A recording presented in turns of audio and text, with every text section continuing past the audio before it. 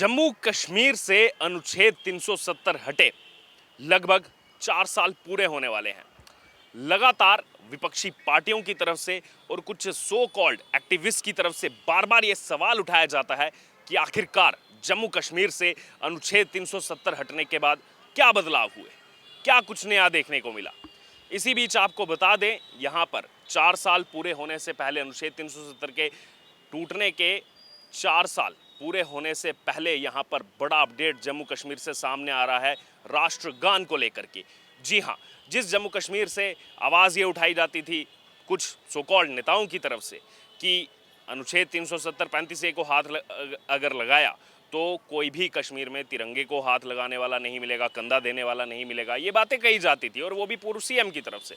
इसी बीच अब बड़ी खबर जो आ रही है, आपको बता दें कि एक कार्यक्रम के दौरान जब राष्ट्रगान चल रहा था जम्मू कश्मीर में, 14 लोग जो है वो राष्ट्रगान के सम्मान में खड़े नहीं हुए और उन 14 लोगों पर कार्रवाई करते हुए, बड़ा एक्शन लेते हुए प्रशासन की तरफ से गिरफ्तार कर लिया गया है। जी हाँ,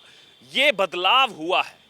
कहने को आपको छोटी चीज़ लग रही होगी, लेकिन ऐसे कई सारे अहम बदलाव जो हैं वो 2019 के बाद जो है वो यहाँ पर देखने को मिल रहे हैं। इसी बीच अगर बात की जाए, ये जो जम्मू कश्मीर से बड़ी खबर सामने आ रही है कि 14 लोग जो सम्मान में खड़े नहीं हुए, जिसमें पुलिसकर्मी भी जो जिम्मेदार हैं उन पर भी एक्शन हुआ है। केवल लोगों पर नहीं, जिम्मेदार पुलिसकर्मियों पर भी ये सख्त एक्शन जो है वो यहाँ पर किया गया है जम्मू कश्मीर प्रशासन की तरफ से। दरअसल अगर विस्तार पूर्वक इस खबर के बारे में आपको बताएं तो जम्मू कश्मीर के श्रीनगर में, जो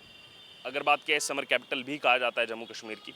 श्रीनगर में राष्ट्रगान बजने के दौरान जो है यहाँ पर ये 14 लोग खड़े नहीं हुए थे और प्रशासन ने कई पुलिसकर्मियों को इस मामले को लेकर के सस्पेंड भी कर दिया है। जी हाँ, निलंबित भी कर दिया है। यहाँ पर अगर बात की जाए तो इन पुलिसकर्मियों की जिम्मेदारी थी कि नेशनल एंथम के दौरान हर एक व्यक्ति जो है वो खड़ा रहे और उसमें जो है जब देखा गया कि सम्मान नहीं दे रहे राष्ट्रगान को, तो यहाँ पर वो एक्शन लेना बेहद ज़रूरी था। और एक समय था, हम देखते थे किस प्रकार से जो पत्थरबाज हैं वो पत्थरबाजी करते थे,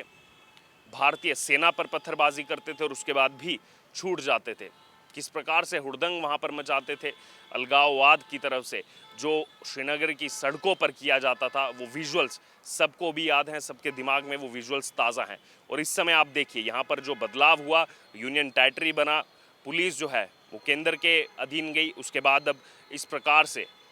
राष्ट्रगान का जब सम्मान नहीं होगा, क्योंकि अगर इस देश की मिट्टी से आपको प्यार नहीं है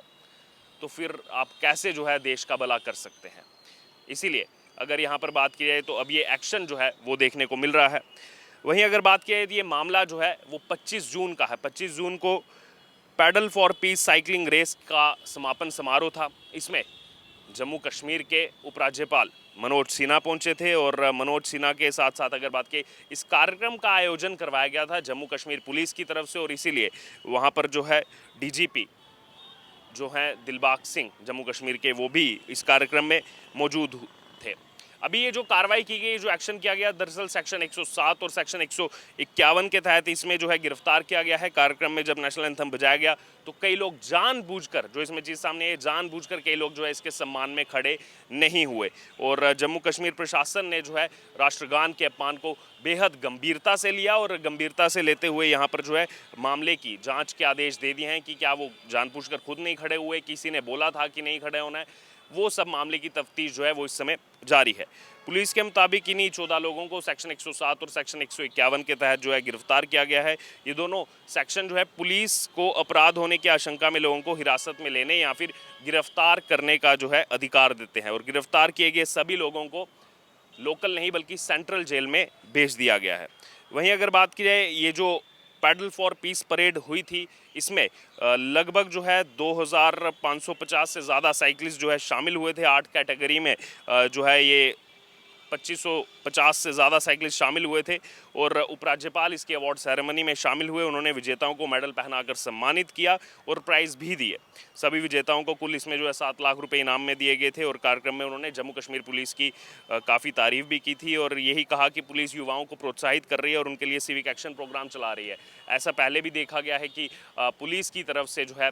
लगातार स्पोर्ट्स के अलग अलग जो है टूर्नामेंट करवाना हो, चैंपियनशिप आयोजित करवाना हो, चाहे वो क्रिकेट के हो, चाहे तमाम अन्य जो खेल हैं उनको लेकर के करके करवाया जाना। और ख़ास तौर पर अगर बात की जाए, यहाँ पर एक चीज़ मैं बताना चाहता हूँ, ये जो एक्शन हुआ है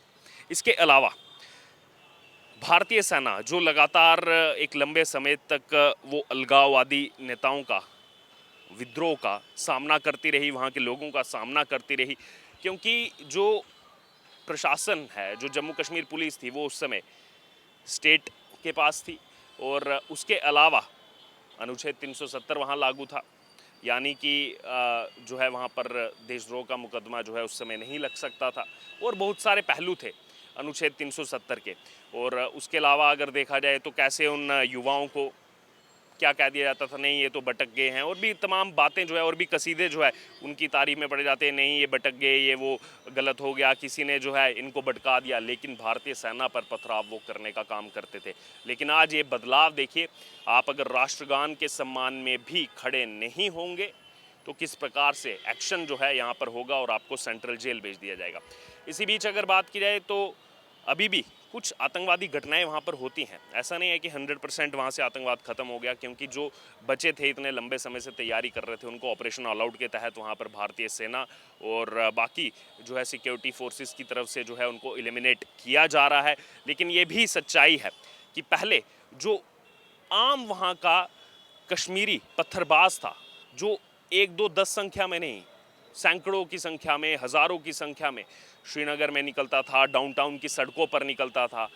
आज बदलाव नज़र आ रहा है। आज उसके हाथ में पत्थर जो है वो नहीं देखा गया। बस 1-2 घटना हुई, जो बुलडोज़र कार्रवाई जब चली उसमें भी जिन्होंने वो उस समय पत्थर उठाने का काम किया जम्मू की मलिक मार्केट में, उनको भी तुरंत जो है गिरफ्तार कर लिया गया। तो ये बदलाव है, ये डर जो है वो बनाना बेहद ज़रूरी है कि आपको देश की उन्नति में, देश के प्रोग्रेस में जो है यहाँ पर हिस्सेदार बनना है। लेकिन कुछ सो कॉल्ड अलगाववादी नेता, सेपरेटिस्ट नेता की तरफ से भड़काए जाने के बावजूद जो है ये लोग इस तरीके से काम करते थे, और उनके जो अपने बेटे, अपने बच्चे, चाहे बेटे हो चाहे बेटी हो,